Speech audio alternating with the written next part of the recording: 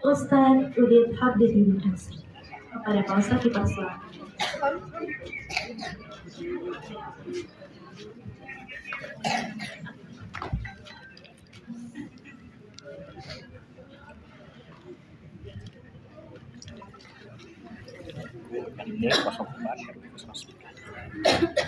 Itu artinya nih Pak ya? Pak Ustaz, kopinya maaf kalau kurang pahit. Makasih Bu, makasih.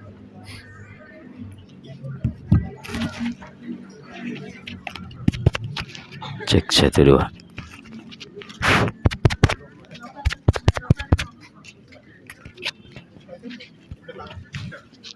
Cek. Oh, mic-nya pakai ini kan.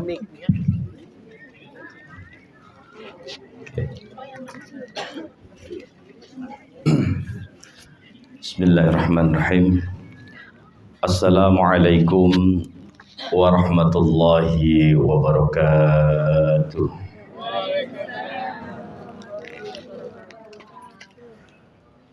Jawabnya kurang semangat. Belum sarapan. Bapak yang belakang udah sarapan belum, Pak? Apa masih sawal? Nyawal. Banyak makanan kok nyawal, rugi gitu. Baik. Baca sholawat ditemani Pak Dirga. Cakep dong. Yang jawab salamnya semangat, saya doakan masuk surga. Amin ya robbal alamin. Minum kopi ditemenin Pak Rahmat. Nah, gitu dong langsung. Anggap. Yang jawab salamnya semangat, apa terusannya? Diulang. Minum kopi ditemenin Pak Rahmat sambil membaca surah An-Nas. Cakep.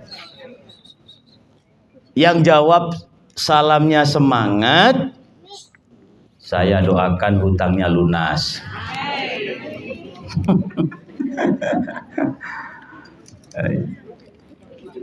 Alhamdulillah. Alhamdulillahilladzi waffaqa man ahabbahu littiba'i bidinihil qawim. Asyhadu an la ilaha illallah wahdahu la syarika lah. Wa asyhadu anna Muhammadan 'abduhu wa rasuluh la nabiyya wa la rasula ba'dah. Allahumma shalli wa sallim wa barik ala sayyidina Muhammad. Jawab, kalau ada salawat dijawab Bu ya Pak. Allahumma shalli wa sallim wa barik ala sayyidina Muhammad wa ala alihi wa ashabihi alladzina amanu wa amilus solihati ila yaumil qiyamah. Amma ba'd. Qala Allah Ta'ala fi kitabil karim, a'udzu billahi minasy syaithanir rajim. Bismillahirrahmanirrahim. Ya ayyuhalladzina amanu ittaqullaha wa kunu ma'as shadiqin.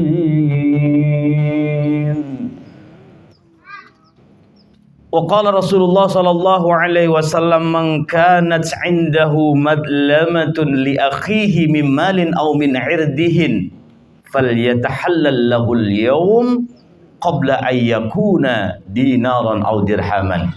Sadaqallahul azim wa sadaqa rasuluhul karim wa nahnu ala dzalika minasyahidin wasyakirin walhamdulillahi rabbil alamin. Yang sama-sama kita hormati Ketua RT kita Bapak Muhammad Yus Rizal. Mana? Masya Allah. Sehat Pak ya. Kita doakan Bapak ini selalu semangat untuk memakmurkan warga kita ini Pak. Ya, semangat sehingga menjadi warga-warga yang soleh solehah, selamat bahagia mulia dunia dan akhirat. Karena kalau pemimpinnya itu baik, insya Allah warganya ikut baik. Ya, amin ya robbal alamin. Dan juga sekretaris Bapak Danu Mulyana hadir. Bapak Danu hadir. Di absen ini belum ya? Nggak apa-apa, yang penting ketuanya hadir. Bendahara Bapak Edi Surya Taufik ada ya? Biar kenal saya, kalau tahu di tengah jalan itu biar nyapa.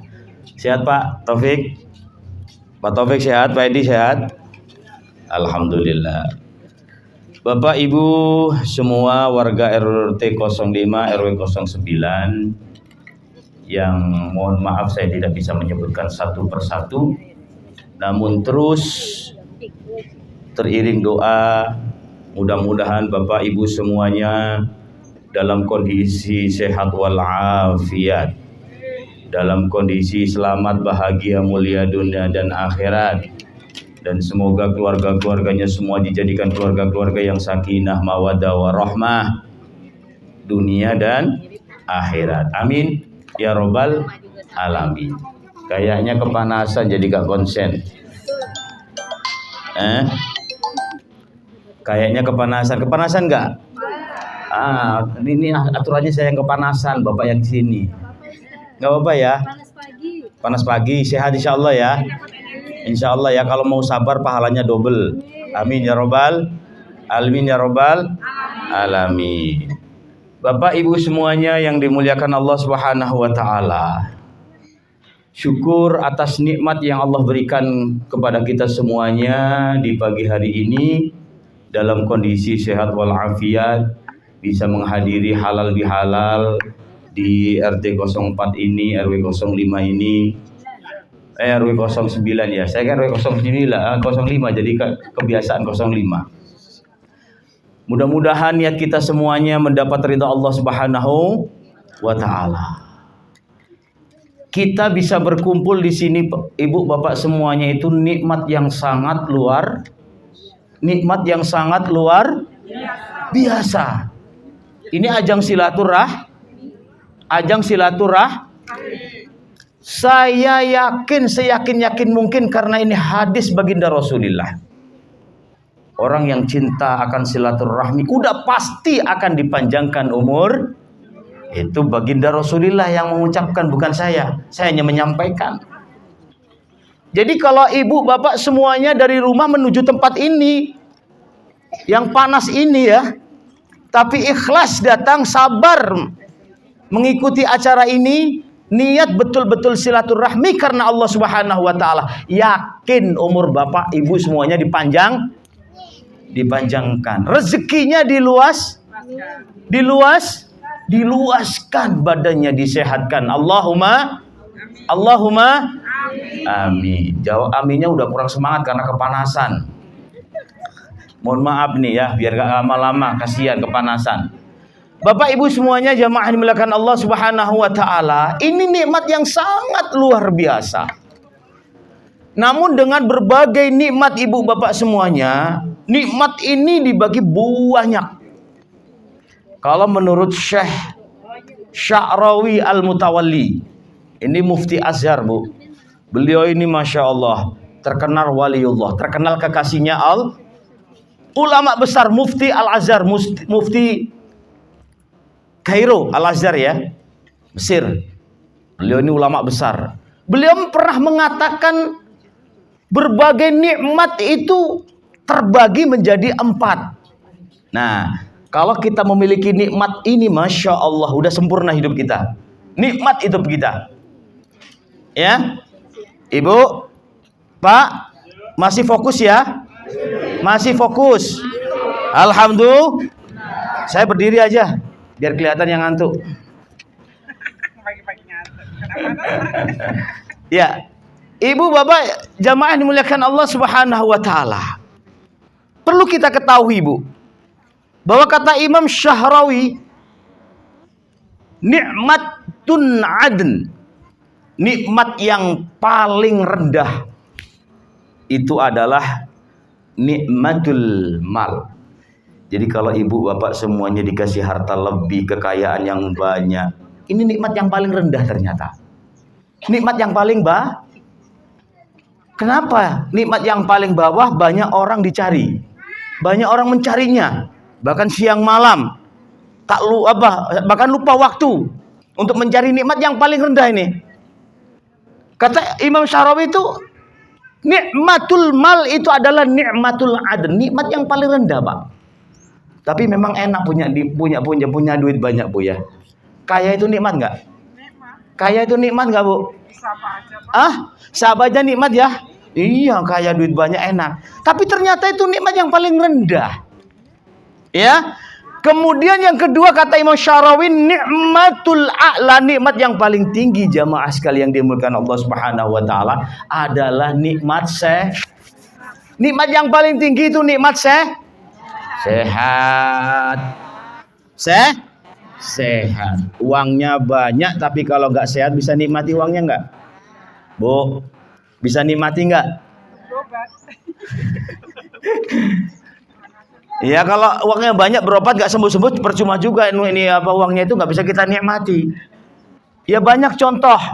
Salah satunya daerah saya Jawa Timur itu, Bu. Itu punya bis itu ratusan. Ya, kalau di Jawa Timur tahu nggak bis Hesti, Bu, namanya? Orang Jawa Timur, ada orang Jawa Timur. Ada orang Jawa Timur, Pak? Banyak ya? Jawa Timur banyak. Kalau orang Jawa Timur pasti tahu namanya bis Hesti itu. Ya, itu saya infonya yang punya bis Hesti itu nggak boleh makan nasi karena punya penyakit. Masya Allah. Kalau makan nasi penyakitnya semakin kambuh, maka nggak boleh makan nasi. Makanya apa? Makanya itu adalah apa ya? Kulit padi yang dilembutin itu apa, Pak? Katol ya. Pokoknya makan sejenis itu, Masya Allah. Itu makanan hewan, makanan bebek. Tapi kata dokter harus makan itu, Masya Allah. Ini kenikmatan yang mana uangnya banyak tapi gak bisa menikmati karena gak sehat. Maka sehat ini kata Imam Sya'rawi itu adalah nikmatul a'la, nikmat paling tinggi. Baru dua ini, Pak, baru dua. Kemudian nikmat selanjutnya adalah nikmat yang ketiga adalah afdhalun nikmah. Utama-utamanya nikmah itu mempunyai anak yang soleh. Masya Allah, kalau punya anak soleh ini, Bu, tenang hidup, tentrem, dunia akhirat tentrem. Yang jelas akhirat pasti dijamin lah kalau punya anak yang soleh, karena doanya pasti mustajab terus. Salah satu doa yang ngalir, pahala yang ngalir itu aja dari anak yang soleh. Maka kata di dalam surah An-Nisa, wal yakhsal ladina law taraku min khalfihim dzurriyyatan dhi'afan khafu 'alaihim falyattaqullaha wal yaqulu qaulan sadida. Kita harus berhati-hati, merasa takut meninggalkan anak yang enggak soleh. Mohon maaf ibu bapak, apakah kita wajib mempunyai anak soleh? Apakah kita harus punya anak soleh? Ya enggak harus. Enggak harus. Orang Nabi Nuh, anaknya, istrinya enggak soleh dan solihah. Ya, udah pernah kita dengar ceritanya Nabi Nuh alaihissalam. Itu anaknya bangkang, istrinya juga enggak mau ngikut Nabi Nuh alaihissalam, Pak. Berarti bukan syarat sebenarnya, bukan syarat selamat bahagia dunia akhirat mempunyai anak soleh. Tapi kalau kita punya anak soleh, Masya Allah, itulah ya. Nah, ibu bapak semuanya, gak semua orang mempunyai anak soleh. Tapi kita sebagai orang muslim, terus jangan ada kata putus asa untuk menjadikan anak yang soleh dan solihah. Jangan sampai kita cuek, Pak. Anak kita ini udah bisa wudhu belum ya? Anak kita ini udah bisa sholat bener nggak ya? Kita nggak pernah memperhatikan seperti itu. Berarti itu salah. Memang kita nggak wajib menjadikan anak soleh, nggak wajib. Tapi memperhatikan, mendidik dengan baik itu wajib. Lihat Nabi Nuh alaihissalam, bahkan sampai detik akhir diajak untuk berbuat baik. Sampai detik akhir dia udah menaik di atas gunung, sampai yang tertinggi gunung itu karena akan mengalami banjir besar. Ya, ayo ikut saya, kata Nabi Nuh alaihissalam. Ayo ikut. Nggak mau, karena nggak mau ikut bapaknya, membangkang, anak yang durhaka. Ya, di situ detik akhir usaha Nabi Nuh alaihissalam untuk menjadikan putra atau anak dan istrinya menjadi yang taat kepada Allah Subhanahu wa ta'ala. Ini kita bisa jadikan pelajaran ibu bapak semuanya. Jadi kita mendidik anak itu jangan ada kata putus asa sampai akhir hayat kita, Bu. Sampai akhir hayat.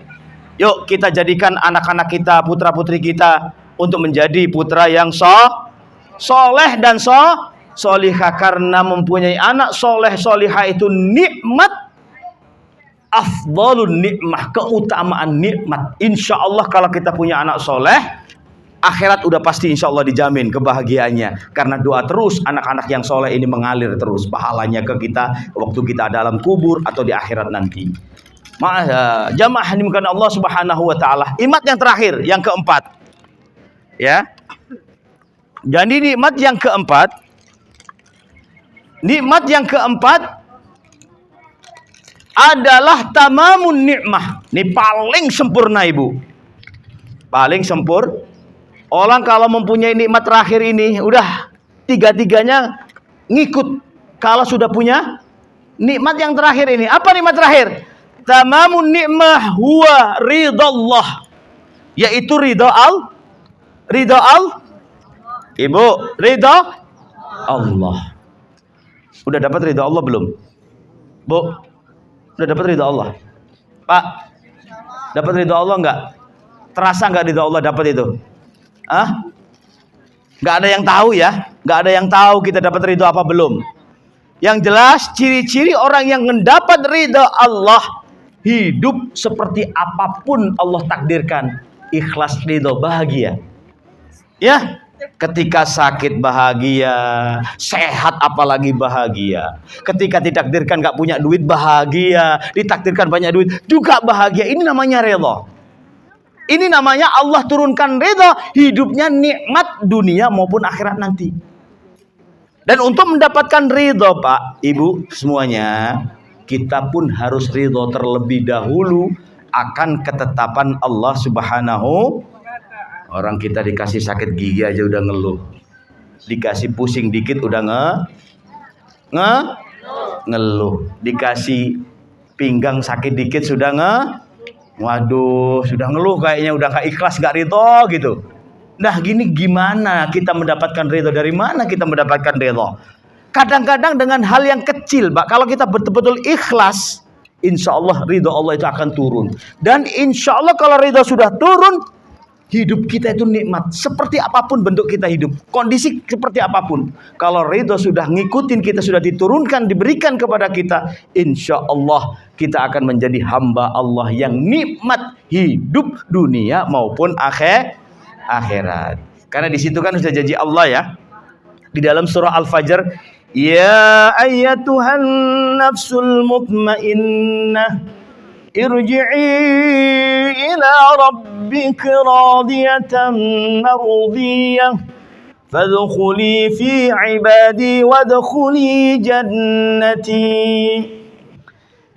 Jadi manusia yang mempunyai jiwa yang tenang, ya ayyatuhan nafsul mutmainnah, wahai jiwa yang tenang. Maksudnya tenang, hidupnya itu tenang, gak gampang emosi, gak gampang marah, gak gampang kagetan, ya, gak gampang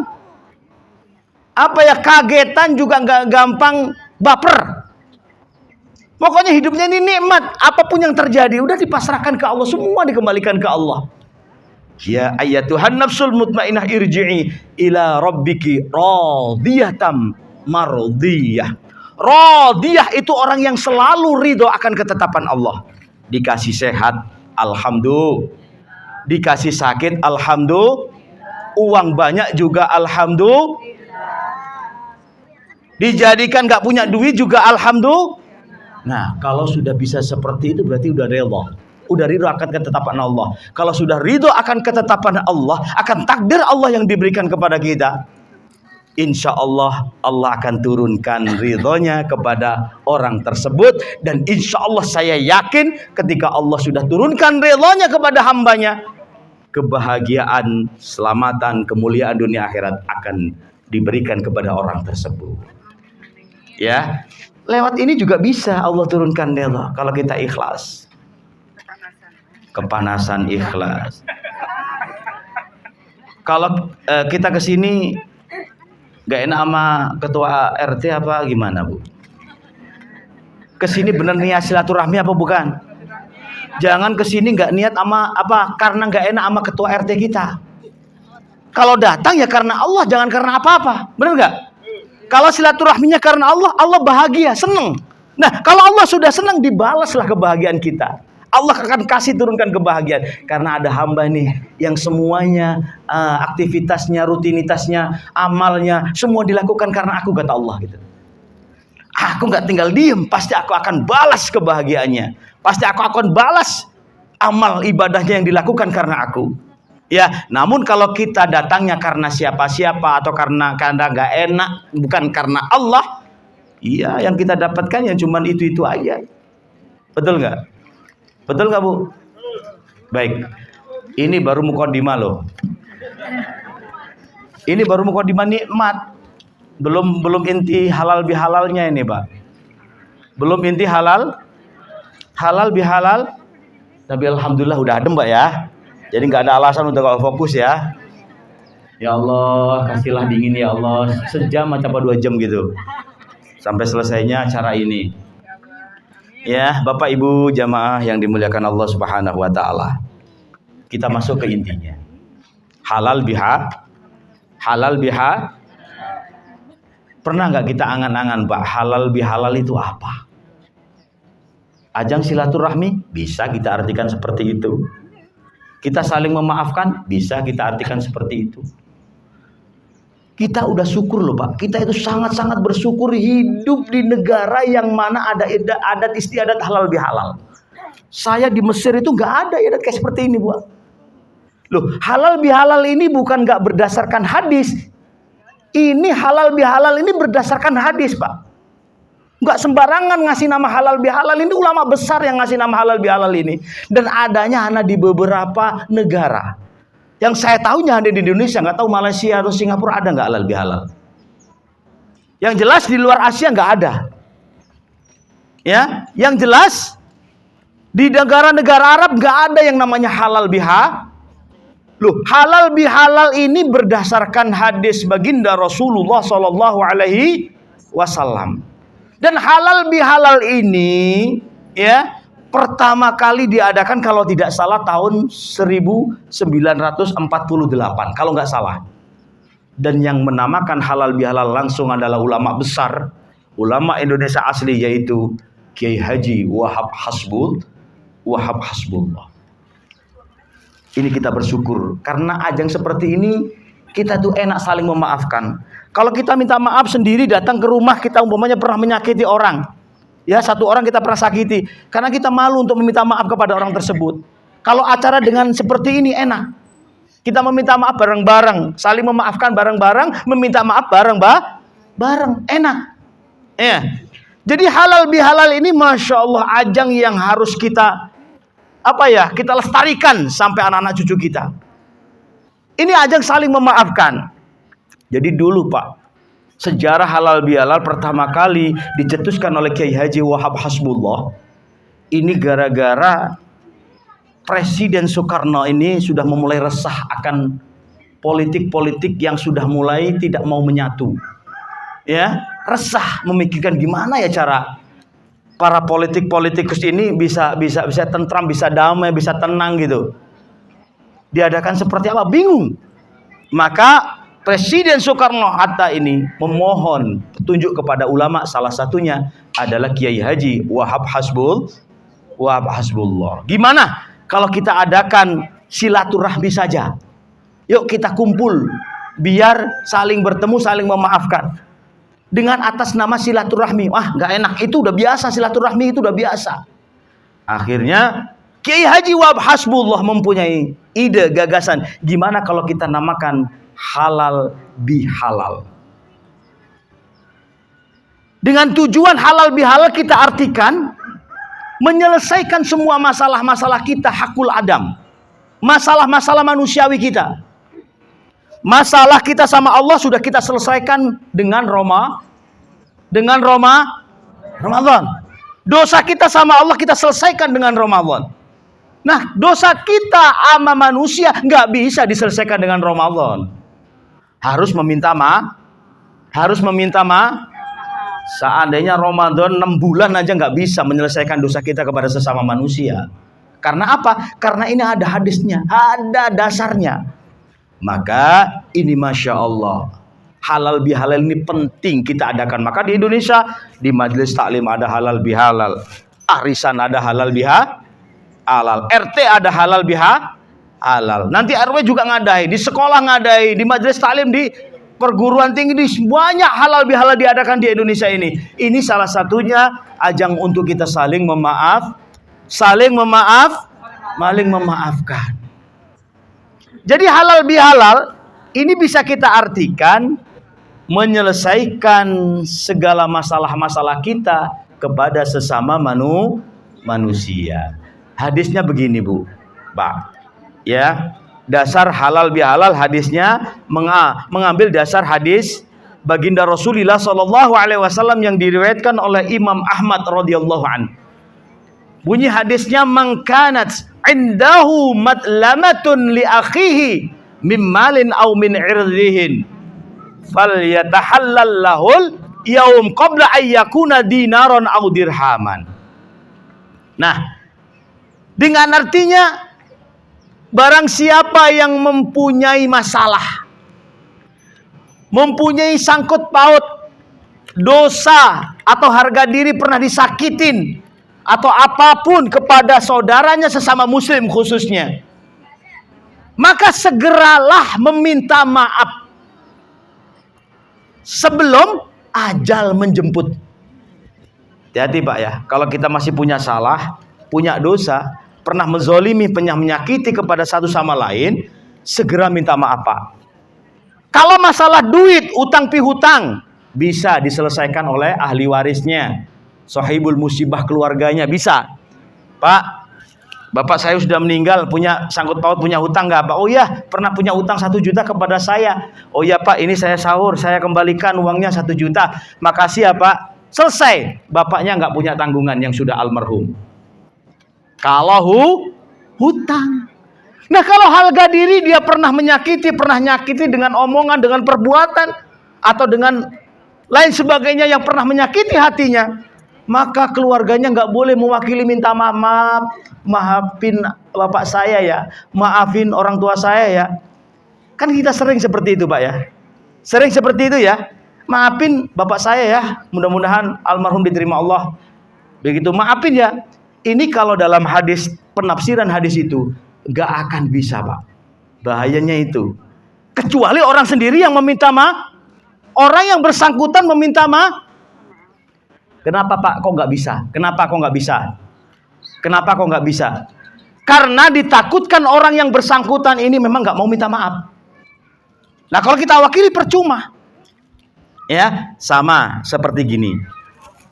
Orang ini di masa hidupnya kaya raya. Kaya raya, hidupnya banyak, tapi nggak mau haji. Padahal haji itu wajib. Terus dia meninggal belum haji. Padahal sudah dikasih kesempatan oleh Allah secara fisik, finansial, semua dikasih kesempatan oleh Allah. Tapi nggak mau haji. Memang nggak mau haji. Terus meninggal, anaknya mau badalin. Ini ada ulama yang nggak membolehkan, bahkan tak boleh membadalin. Karena apa? Orangnya aja nggak mau haji kok dibadalin, sia-sia perbuatan itu. Maka ada yang mengatakan kita korban atas nama orang yang sudah meninggal. Nah orang yang sudah meninggal ini pernah niat korban nggak? Dulu dikasih uang banyak, mau korban nggak? Kalau kita korbani atas nama orang yang meninggal yang nggak pernah dia niat untuk berkorban, maka percuma kita korbanin. Orangnya aja nggak mau. sama kita wakilin meminta maaf kepada orang yang pernah menyakiti orang yang sudah meninggal, orangnya sendiri nggak mau minta maaf, kita wakilin meminta maaf, maka berat rasanya, nggak akan terkabul, kata ulama seperti itu. Maka kita harus sendiri, Pak. Hati-hati kalau memang kita ya umpamanya malu mau meminta maaf, atau siapa ya yang pernah saya sakiti ya, siapa ya, caranya gimana, saya nggak pernah, umpamanya saya nggak sengaja mengucapkan kalimat-kalimat yang menyakiti hati orang lain, kita nggak sengaja, gimana cara kita meminta maaf? Ya dengan seperti ini salah satunya, Pak, dengan silaturahmi seperti ini. Ya siapa tahu saya kayaknya nggak pernah menyakitimu, tapi siapa tahu omongan saya menyakitimu, akhirnya kita berminta maaf, saling memaafkan gini, nah akhirnya termaafkan. Termaafkan, kosong-kosong nantinya. Ini salah satu tujuannya, Pak. Dosa yang kita nggak tahu nih, kalau udah kumpul gini saling meminta maaf, insya Allah dosa kita dimaafkan. Apalagi yang disengaja, sadar, tahu dosa kita, maka segera sebelum ajal menjemput. Kalau sudah ajal menjemput, siapa yang mewakili? Nauzubillah, Pak. Pasti akan bermasalah di sana. Ya. Nah, kalau kita sebelum meminta maaf kepada orang yang pernah kita sakiti, Mbak, maka kebaikan-kebaikan kita nih, Pak, kebaikan kita nih terus ditransfer, diberikan orang yang pernah kita zolimin, orang yang pernah kita omongin keburukannya, orang yang pernah kita sakitin hatinya, itu terus diberikan. Kita berbuat baik sia-sia, dikirim sama orang yang pernah kita zolimin. Ya, maka oleh karena itu ini kesempatan mumpung Allah kasih umur panjang, kesempatan kita masih bisa berkumpul silaturahmi dalam rangka halal bihalal. Yuk kita saling memaafkan atau kita saling memohon maaf kepada satu sama lain, agar betul-betul ya di hari yang fitri ini, di hari Syawal, di bulan Syawal ini benar-benar kita itu bersih. Dosa kita sama Allah juga bersih lewat Ramadan, dosa kita sesama manusia juga bersih lewat acara halal bihalal dan silaturahmi ini. Oleh karena itu, ma'asa jamaah yang dimuliakan Allah Subhanahu wa taala, maka pentingnya kita acara halal bihalal ini untuk saling memohon maaf. Karena ketika kita masih ada dosa kepada satu sama lain, terus kebaikan kita akan diambil kepada orang yang pernah kita sakitin.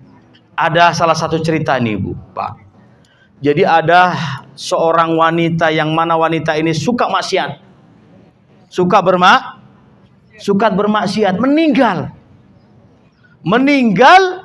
Kemudian di dalam kubur ini ada salah seorang ulama yang mukasyafa, Pak, yang bisa melihat alam kubur, diberikan kekuatan sama Allah yang mana bisa melihat alam kubur, siksa kubur. Nah, dalam cerita itu dilihat wanita itu, kenapa wanita ini suka maksiat di dalam kehidupannya, kok hidupnya enak. Kaget ulama ini. Loh, kamu kok hidup di dalam alam kubur ini kok nikmat banget, banyak yang melayanin, banyak teman-temannya, bahkan seperti ratu dilayanin hidupnya di dalam alam kubur itu. Terlihat, padahal hidupnya ahli maksiat. Ditanya, kenapa? Ketahuilah bahwa keburukanku waktu aku lakukan di dalam di dunia itu selalu dibicarakan orang-orang di dunia. Aibku dibicarakan terus orang-orang yang ada di dunia yang masih hidup, sehingga aku dapat terus transferan kebaikan orang-orang yang pernah ngomongin aiban, bicarain aibku, sehingga aku ditransfer kebaikan terus sampai dosa-dosaku habis karena kebaikan yang terus ditransfer, terus diberikan kepadaku. Ya, orang yang masih orang yang hidup aja nggak boleh kita bicarakan aibnya, apalagi yang sudah meninggal. Apa untungnya? Kan ada, Bu, kadang-kadang nggak terasa. Duh, itu dulu mah tukang maksiat, dulu tukang ini, itu jangan, Pak, bahaya itu. Ya, orang yang masih hidup yang mungkin kita bisa minta maaf langsung aja, apalagi orang yang sudah meninggal. Kalau orang yang sudah meninggal kita omongin aibnya, gimana kita cara minta maafnya coba? Ya, gimana coba?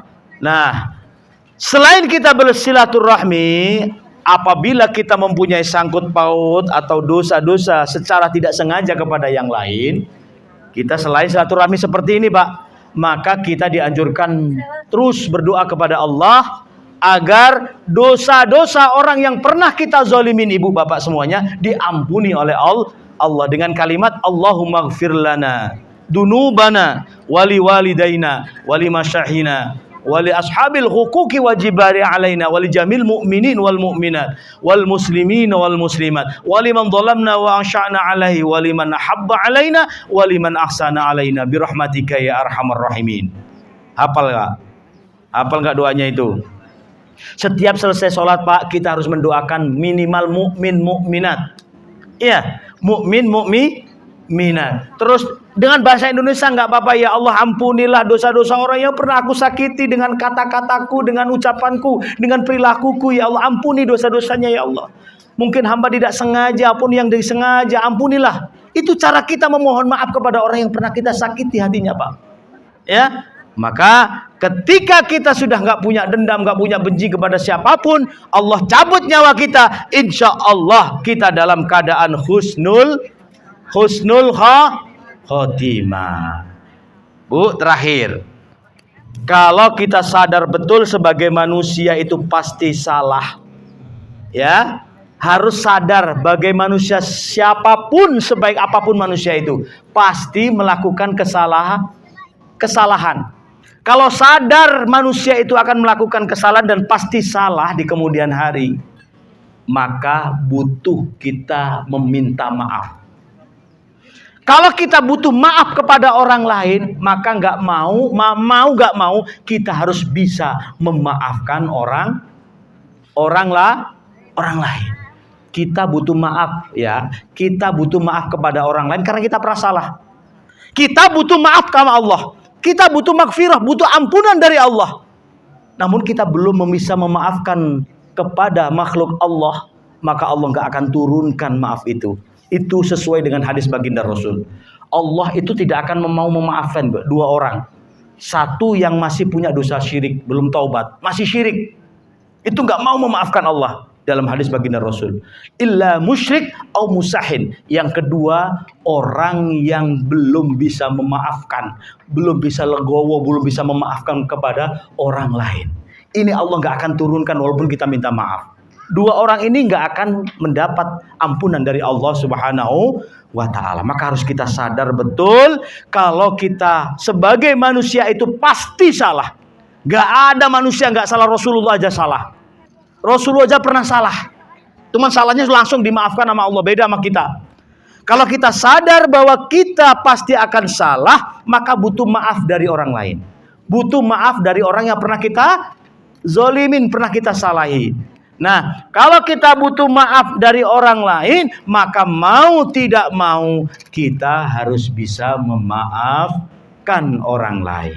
Ya, jadi saling memaafkan. Itulah inti dari halal bihalal, agar semua masalah-masalah itu terselesaikan dengan acara halal bihalal. Kalau kita dalemin kata halal itu Pak, halal ini sebuah masalah yang kita halalkan. Masalahnya nggak satu, karena halal itu kalau dalam ilmu nahwu ini disebut isim nakirah. Isim nakirah itu banyak, belum ditentukan. Kalau kita sebut al-masjidu berarti satu. Ya, al-masjidu berarti satu masjid. Kalau masjidun berarti umum, semua masjid. Maka dikatakan dengan kata halal. Kalau al-halalu beda dengan halal. Kalau al-halalu satu masalah, satu dosa, sudah dihalalkan, sudah diridhokan. Tapi halalun semua dosa, semua kesalahan kita saling memaafkan. Maka Kiai Haji Hasbullah, Wahab Hasbullah memakai kata halal. Beliau memang pandai dalam ilmu bahasa Arab. Ini kata halal bihalal. Kenapa gak al-halalu bil halal? Menggunakan kata halal bihalal agar semua masalah, ya secara umum masalah kita, dosa kita sama orang lain termaafkan dengan acara halal bihalal. Mudah-mudahan kita semuanya dosa-dosa kita setelah menjalankan acara silaturahmi ini, kita sudah menjalankan puasa Ramadan 1 bulan penuh kemarin. Ini udah halal bihalal. Insya Allah dosa-dosa kita sama Allah terampuni, sama sesama manusia insya Allah juga terampuni. Dan mudah-mudahan kita kembali seperti bayi yang telah dilahirkan bersih. Tinggal kita jaga Pak, jangan dikotorin lagi. Tinggal kita jaga, mulut kita jaga, hati kita jaga, perilaku kita jaga, pikiran kita jaga. insya Allah nantinya kita akan menjadi hamba Allah yang selamat, bahagia, mulia dunia dan akhirat. Kiranya itu yang bisa saya sampaikan ya. Terakhir kita doa ya. Menepol doa ya. Langsung doa. Baik, mudah-mudahan acara demi acara dari awal sampai akhir mendapat ridha Allah Subhanahu wa taala dan dicatat sebagai amal soleh dari Allah Subhanahu wa taala, dan insya Allah amal ini akan menjadi penyebab datangnya langkah kita, mudahnya langkah kita menuju surganya Allah Subhanahu wa taala. Amin ya rabbal alamin. Al-Fatihah. A'udzu billahi minasyaitonir rajim. Bismillahirrahmanirrahim.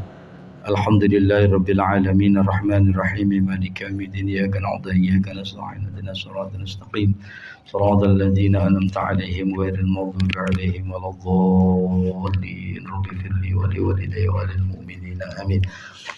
Astaghfirullahaladzim, astaghfirullahaladzim, astaghfirullahaladzim, astaghfirullahaladzim, astaghfirullahaladzim. Bismillahirrahmanirrahim. Allahumma salli wa sallim wa barik ala sayyidina Muhammad wa ala ali sayyidina Muhammad walhamdulillahi rabbil alamin. حمد الشاكرين حمد الناعمين حمدا يوافي نعمه ويكافئ مزيدا يا ربنا ولك الحمد ولك الشكر كما ينبغي لجلال وجهك الكريم وعظيم سلطانك.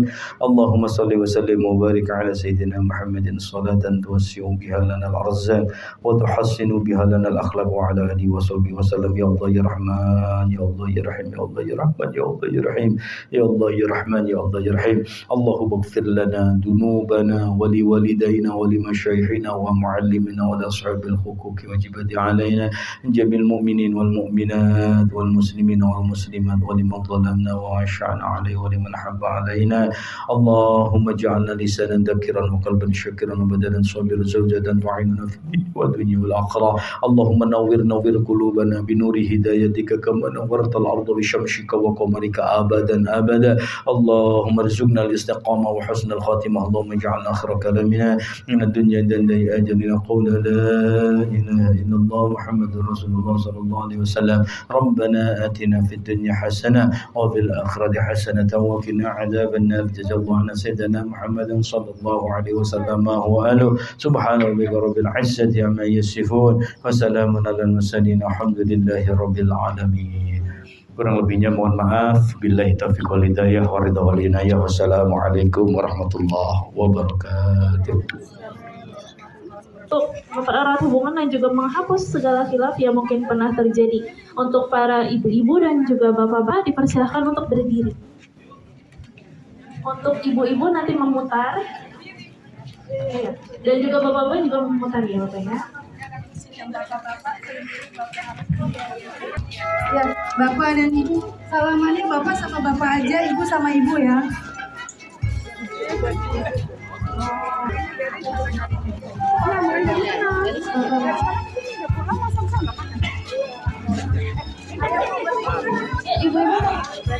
Benar kan dari sini. Ibu sendiri ya.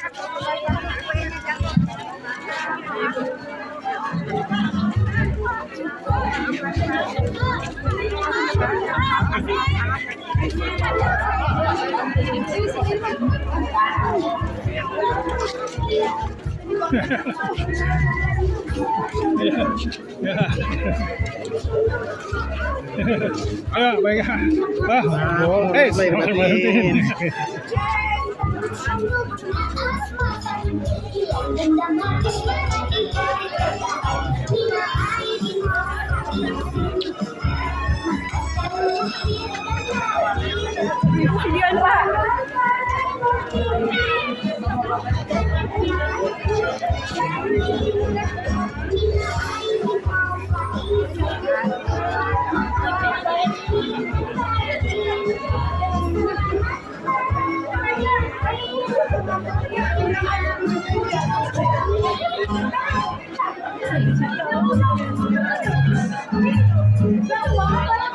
Berhenti.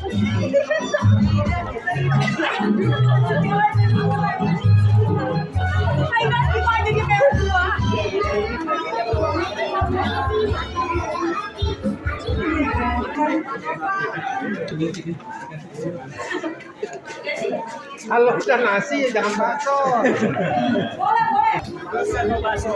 Hah? Boleh, boleh. Bakso. Boleh, kasih ya, boleh. Kasih satu. Bakso banyak amat.